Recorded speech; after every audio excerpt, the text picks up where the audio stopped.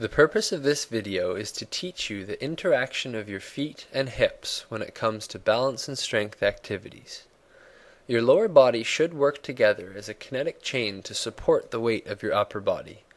Unfortunately, this coordination is lost in most people, and they become a collection of individual joints just trying to hold on.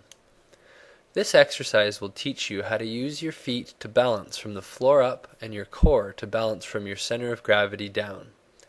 There is always a trickle-up effect from your feet and a trickle-down effect from your hips, pelvis, and trunk. Start by standing barefoot on a firm, flat surface. If you haven't already watched How to Stand, now would be a good time.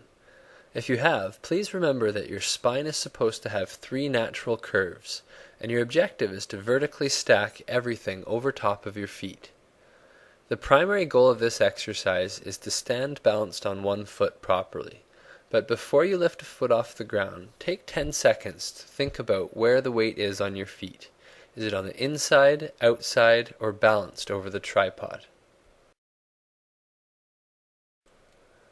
Start this exercise by thinking about your feet. You should be starting with approximately 50% of your weight on each foot. So I want you to think about what happens in your body as one foot drops from 50% to 0 and the other foot jumps from 50 to 100%. Perform this weight shift slowly and gradually. The first thing that should happen is the foot that is going to take the weight should start to lightly grab the ground. The tripod should shorten and the toes should press down to the floor lightly.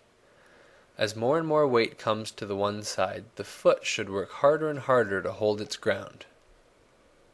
This grab the ground reaction by the foot tends to be absent in most people that have worn shoes their whole life, so you'll likely have to consciously make the effort to use your foot if you want to get it stronger and improve your balance. How you load weight on your foot will also very much depend on how well you stabilize your hip and trunk above. The tendency is to do a big weight shift to the side, or overly brace the knee, butt, or back. It can actually be quite difficult to stand on one foot in a strong vertically stacked position, so don't get frustrated if you find this hard. You will likely find it easier if you use one finger on a countertop to help. If you do use one hand to help, make sure it is the opposite side to the weight-bearing leg. In other words, if you're standing on your right foot, put your left finger on a countertop. To stand on one leg, gently shift your center of gravity towards the load-bearing side. Your foot should start to grab the ground, and you should start to lightly engage your lower stomach muscles. Your knee should be straight, and your pelvis should not be tucked under you. Your whole leg, foot, and core should be actively balancing you as the other leg lifts from the ground. Your goal is to be an easy stick man to draw.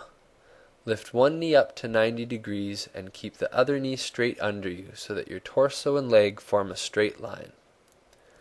This is where bracing strategies will start to rear their heads. Butt grippers will tuck their butt underneath them and bend their knee. Back grippers will tip their torso backward and not use their glutes well. Try to vertically stack and use your foot and the muscles in the back of your leg, your inner thigh, and your stomach. A head-to-floor mirror and a countertop for balance may be helpful tools for this exercise. Remember, just because you can stand on one foot doesn't mean you are doing it well. Perform this exercise keeping in mind all that you have learned about posture around your pelvis and torso. You should work to keep your lower rib cage back, your pelvis tipped over top of your hips, and your glutes working to push your pelvis forward while you keep your knees straight. I know it's a lot to think about, but it is really easy to cheat, so practice and use a mirror. Balance on one foot for 10 to 20 seconds, then take a short break and repeat this exercise 5 times on each side. You may find one side to be way more challenging. This can be the result of poor stability in your ankle, hip, pelvis, or torso. Don't let your body compensate and work to control your balance in good posture. Simply standing on one leg to improve your balance will not help unless you're aware of how you tend to cheat. Make your feet active participants in all exercises. Become aware of the ground and how to stack your body over top of your feet. Once you get strong at this exercise, there is a series on one-leg stand progressions.